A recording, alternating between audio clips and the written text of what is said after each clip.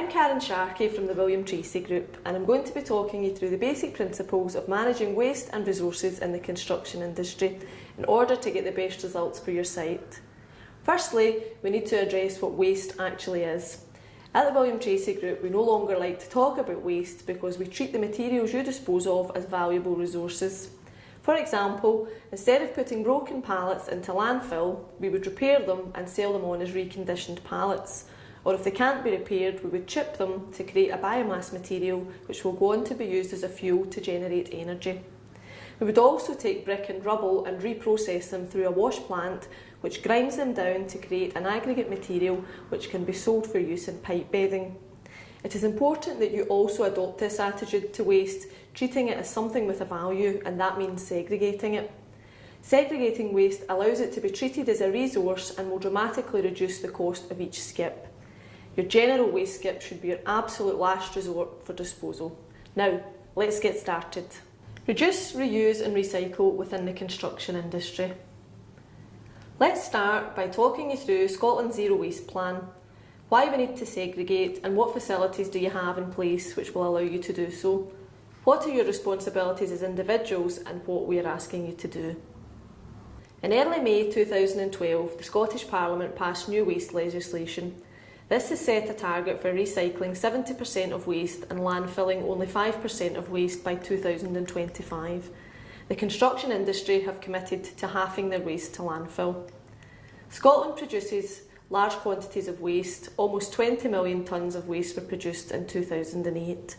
Of that, the construction industry generated 8.2 million tonnes, householders generated 2.9 million tonnes, and the commercial and industrial sector generated 7.9 million tonnes. Zero waste doesn't mean we never throw anything away, but that we make the most effective use of all resources. The first step in the waste hierarchy is prevention. It is always better to prevent a material from being wasted in the first place.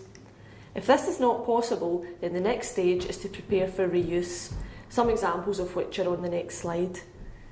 The third step is to recycle, which again some examples of which will follow.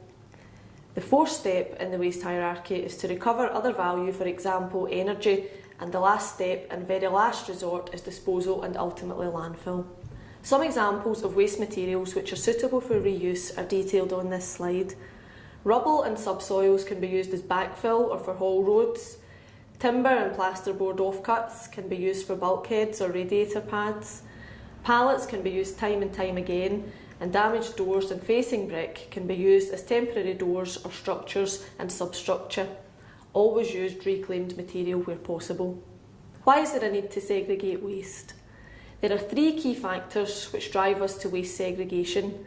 These are to improve our environment, save money, and to improve our company image. The environmental benefits of segregating waste are that together we can help Scotland to achieve and exceed its zero waste targets, and also the materials can then be recovered for reuse, which means that there is less of a requirement for natural resources. Segregating at source means less energy is used in separating materials at the materials recycling facility, and can also mean better scores for your area in the weekly inspection and monthly environmental audit. The rising cost of landfill tax means that general waste skips are very expensive to dispose of. The more we recycle, the less landfill tax we need to pay. Waste should be seen as a valuable resource. Most waste have a value, such as scrap metal. If we segregate materials, the suppliers can buy the materials back from us. General waste refers to waste classified as non-hazardous and can be defined as waste that does not pose an immediate threat to man or the environment. It generally contains waste which, if separated, could contain some value. I have an example here of a typical 10-tonne active waste skip, which would typically have a disposal cost of around £880. But if you look at the raw material value of the materials placed within the skip, the true cost of this skip is far more than £880. To buy in these raw materials, it would cost around £857, therefore the true cost of disposing of this skip is more like £1,737. If these materials were segregated prior to being placed into the skips or containers, there is a potential saving of around £443 per skip. Some examples of the financial benefit are detailed on the next few slides. The first example I have is for plasterboard or gypsum. Segregated gypsum currently costs in the region of £45.50 per tonne to dispose of, whereas if any other waste material is placed in the same skip or container, the entire container then becomes active waste, which is charged at around £88 per tonne. This shows a significant saving per tonne, and gypsum is a large stream within the construction industry, so you can imagine the overall saving per site. The second example I have is for timber waste. Segregated timber currently costs in the region of £7 per tonne to dispose of, and again, if any other waste material is placed in the same skip or container, the entire container then becomes active waste, which is charged at around £88 per tonne to dispose of. This is a huge saving per tonne, and by segregating or recycling this stream, it will have a massive saving both financially and environmentally. Image and reputation. Our customers are becoming increasingly aware of the environment and expect us to be environmentally responsible. Doing this will result in winning repeat business and new customers, securing future business and employment. It will also help us to win awards which will enhance our reputation further. What waste facilities do you have on site? Different sites have different requirements, but you should be able to find some sort of container for any of the following streams: wood, metal, plastic, cardboard, gypsum, general, inert, brick, rubble and soil, aerosols, batteries, oily rags, asbestos and green waste. They may not all be in the same shape or form, but you would expect to see some of these container types on and around your site. You would generally see an open rolling off container on site for mixed general waste, inert waste, or gypsum or timber waste.